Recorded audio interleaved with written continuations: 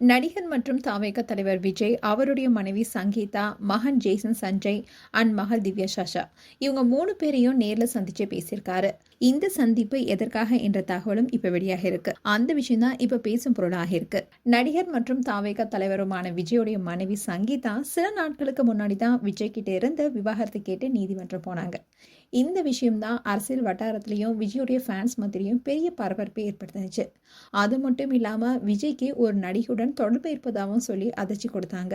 இதை தொடர்ந்து தான் நடிகர் விஜய் நடிகை த்ரிஷாவுடன் ஒரு திருமண நிகழ்ச்சியில கலந்துக்கிட்டாரு. இதன் காரணங்களாலேயே அந்த நடிகை த்ரிஷா தான் பலருமே நம்பினாங்க. இதை தொடர்ந்து தான் விஜயோடைய அரசியல் வாழ்க்கை பாதிக்கும்னு பல அரசியல் விமர்சகர்களும் சொன்னாங்க.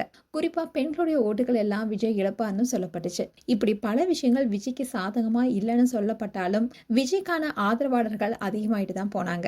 இப்படிலாம் ஒரு பக்கம் போக சங்கீதாவால விஜயோடைய வேட்புமனுடைய சிக்கல் வரும்னு சொல்லப்படுது.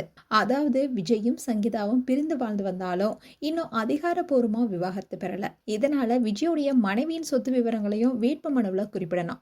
ஆனா 2 பேருக்கும் இடையே கருத்து வேறுபாடு இருக்கிறதுனால சங்கீதா பற்றிய விவரங்களை குறிப்பிடுவதில் குழப்பம் ஏற்படும்னு சொல்லப்பட்டுச்சு. அதே மாதிரி மனுவில் குளறுபடி ஏற்பட்டா வேட்புமனுவே தள்ளுபடி செய்யும் நிலை ஏற்படும்னு சொன்னாங்க.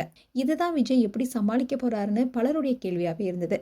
அதோட ஒரு தலைவர் பொது வாழ்க்கைக்கு வரும்போது அவருடைய தனிப்பட்ட வாழ்க்கை அண்ட் வெளிப்படைத்தன்மையை ரொம்பவே முக்கியமா பார்ப்பாங்க.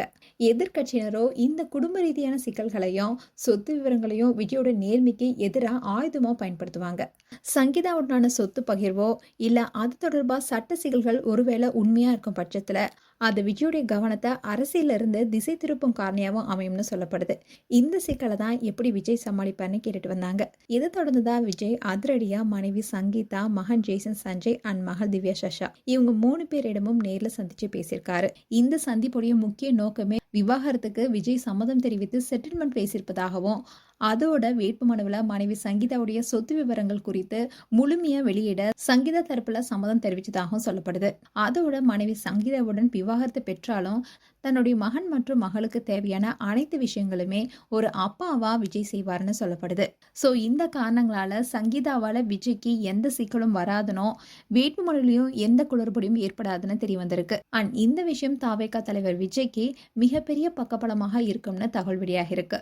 மேலும் உங்களுடைய கருத்துக்களை கமெண்ட் செக்ஷன் சொல்லுங்க. இது போன்ற வீடியோஸை பார்க்க நியூஸ் தமிழ் கிட்ஸ் சேனலை சப்ஸ்கிரைப் பண்ணுங்க. மறக்காம நோட்டிஃபிகேஷன் பட்டனை கிளிக் பண்ணுங்க.